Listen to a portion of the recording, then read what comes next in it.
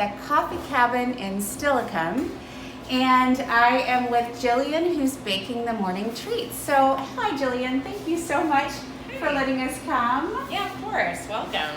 What are you baking today? I am making raspberry scones. Wow, what are some of the other things that you bake? We bake coffee cake, we bake brownies, muffins, cookies, more types of scones, all sorts of treats. And what's your favorite? My favorite is the raspberry scone. It is real good. And why do you like baking? I love baking because you get ingredients like flour, sugar, baking soda, baking powder, and you can create something like a scone out of just random things like flour. Well, I think I would like to try one of everything. The Bible talks a lot about food, especially bread. You might remember the Bible story about the time when Jesus was preaching to a huge crowd of people and they had nothing to eat. So a very generous little boy shared his lunch, and Jesus took a little bit of bread and a few fishes and he made it into enough for 5,000 people. In fact, there were even leftovers. Well, there's more to that story. The next day, a crowd of people came looking for Jesus. They even rowed their boats across the Sea of Galilee to find him. And when they found him, they said, "We've been looking everywhere for you." But Jesus knew that they weren't actually looking for him. They were looking for more miracles. And sure enough, they told Jesus that they would believe in him if he would do another miracle. And then they reminded him about how God had sent manna to the Israelites when they were in the wilderness. Wow. Jesus explained to them that they needed more than food for their stomachs. They needed food for their souls. And then he told them that he is the bread of life. The food that we eat and the things that we do don't really satisfy us. They leave us wanting more. Just like these bakery treats that taste so good, but if I eat one or even more than one, I'll still be hungry later. If we have Jesus, the bread of life, our hearts will be satisfied and it will be enough. God sent manna from heaven so that the Israelites would be able to live in the desert. God sent Jesus from heaven so that we would be able to live forever. If our stomachs are feeling hungry, we can get a snack or have a meal to fill us up. But what can we do if we're feeling hungry for Jesus?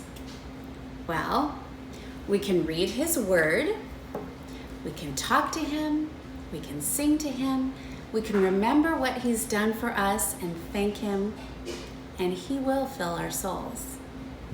Psalm 34:8 tells us, "Oh, taste and see that the Lord is good.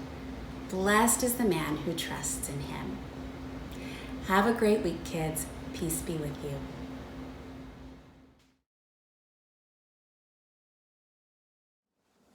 Hi, kids. Since our lesson today is about Jesus as the bread of life, we're going to make some bread for our craft.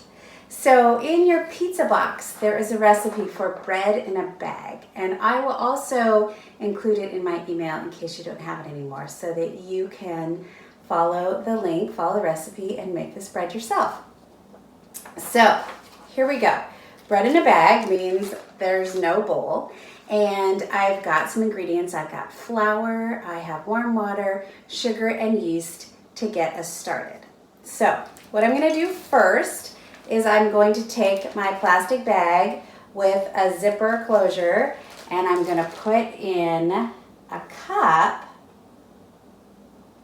of flour, and then I'm going to put in my 3 tablespoons of sugar. I'm going to add 2 1/4 teaspoons of yeast into the bag, and then I'm going to add a cup of warm water. And I'm going to seal that a little bit. I'm going to make sure all of the air comes out of the bag. and seal it the rest of the way. And now I'm going to squish it, which feels really good. And there's actually going to be 3 chances for squishing this bag of bread dough. So if there are 3 kids in your family, don't worry, everybody will get a chance.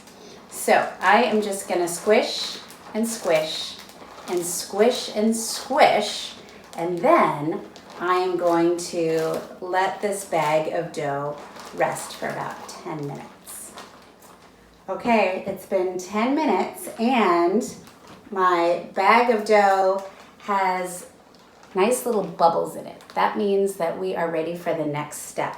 And the next step is to open up the bag, put in another cup of flour, and then 3 tablespoons of oil, and a teaspoon and a half of salt. And I'm gonna close it up again, nice and tight. And this is round 2 of squishing. I'm gonna squish up all this squishy dough. And then I'm gonna add my 3rd cup of flour.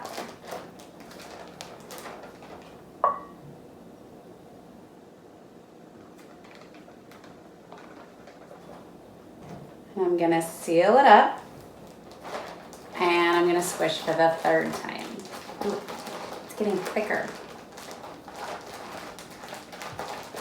So I'm not sure if you can see, but that squishy liquid has turned into more of a dough shape. And so I put some flour on my little counter here, and I'm going to dump out the dough onto the flour. Now, this is where things get a little more messy. I'm gonna dump that out. Get as much as I can out of there. I don't want to waste it. Ooh, there it is. It's really gooey. And just gonna set that aside, and I'm gonna start kneading. Now, if you've ever played with Play-Doh before, you definitely know how kneading works. You roll the dough into a ball, and then you squish it out. And then you roll it into a ball, and then you squish it out, and you roll it again and again. And you want to do this for about 10 minutes. So again, if there's more than 1 kid in your family, there's plenty of kneading for everybody to get a turn. So now that I have kneaded my dough for about 10 minutes, it's in this nice little ball, and I have a loaf pan that I sprayed with some cooking spray. I'm gonna put the dough in the pan, and then I'm gonna cover it with this towel. I'm gonna let it rise for about half an hour. So in half an hour, this ball of dough should be bigger. We'll see. Well, it's been a half an hour, and my bread hasn't gotten that much bigger, but I'm gonna go ahead and put it in the oven at 375 degrees for half an hour, and we'll see what happens. Okay, so I have to admit, before today, I'd never actually tried this recipe, but it turned out amazing. It's so delicious, it's soft and yummy, and I hope you'll have a chance to try this recipe this week. Maybe you'll be able to bake something else like cookies or muffins. But if you do have a chance to make something while you're enjoying it, I want you to stop and remember that Jesus is the bread of life.